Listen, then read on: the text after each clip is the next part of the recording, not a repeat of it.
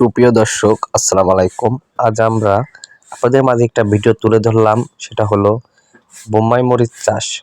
আমরা আসলে অনেকে গ্রামগঞ্জে বোম্বাই মরিচ খেতে খুব পছন্দ করি, আর সেটা যদি নিজ হাতে তৈরি হয় তাহলে কতটা ভালো হয় একটু ভেবে দেখুন। আমরা কিন্তু বোম্বাই মরিচের চারা তৈরি করে ফেলেছি, বাসায় রোপণ করব, বিক্রি করব সেসব উদ্দেশ্যে। অবশ্যই আপনারা যদি নিতে চান আমাদের সঙ্গে যোগাযোগ করতে পারেন। আর দেখুন, প্রথমে আমি কিন্তু মরিচের চারা লাগানোর জন্য মাটিটাকে ভালো করে কুপিয়ে আগলা করে নিচ্ছি, কারণ মাটিটা একটু গভীর করে নিতে হবে। কারণ যখন চারাটা বসাবো, যদি দূরত্ব শিকড়টা মাটিতে ছড়িয়ে পড়তে পারে, সেজন্য আমরা ভালো করে আগে আমাদের মাদাটা তৈরি করে নিলাম। অবশ্যই আপনারা যারা মরিচের চারা লাগাবেন সুন্দরভাবে তাওয়া অথবা মাদা যে যেটা বলেন, এক এক জায়গার এক একটা ভাষা। অবশ্যই আপনারা মরিচ চারা লাগানোর আগে ভালো করে সার ওষুধ ব্যবহার করে নেবেন, কারণ গোড়া যদি সুস্থ সবল থাকে তাহলে সেখান থেকে অনেক বেশি ফলন পাওয়া যাবে। আমরা অবশ্যই আপনাদেরকে সঠিক পরামর্শ দেওয়ার জন্য চেষ্টা করব।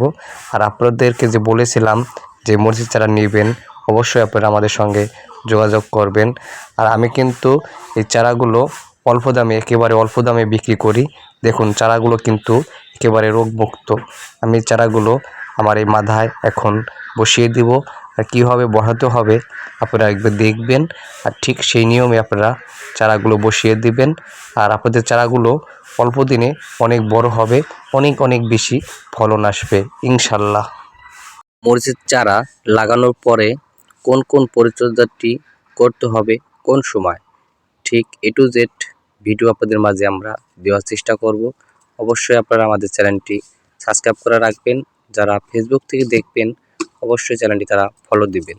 আপনারা যদি সাবস্ক্রাইব করে রাখুন অথবা ফলো দিয়ে রাখুন ফেসবুকে যারা দেখছেন, তাহলে এ ধরনের ভিডিও আপনাদের সামনে নিয়মিত পৌঁছায় যাবে।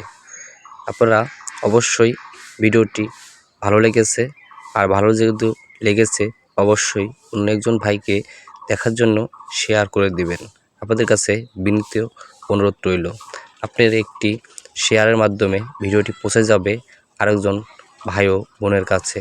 আপনারা প্লিজ ভুল করবেন না কিন্তু। আর লাস্ট ফিনিশিং, এই যে মরিচের পাতাগুলো কেন ছিঁড়ে দিচ্ছি একটু বিস্তারিত আলোচনা করব। কারণ মরিচ গাছ লাগানোর পরে যদি পাতাগুলো ছিঁড়ে দেই তাহলে গাছটা রোদে টলবে না ইনশাল্লাহ।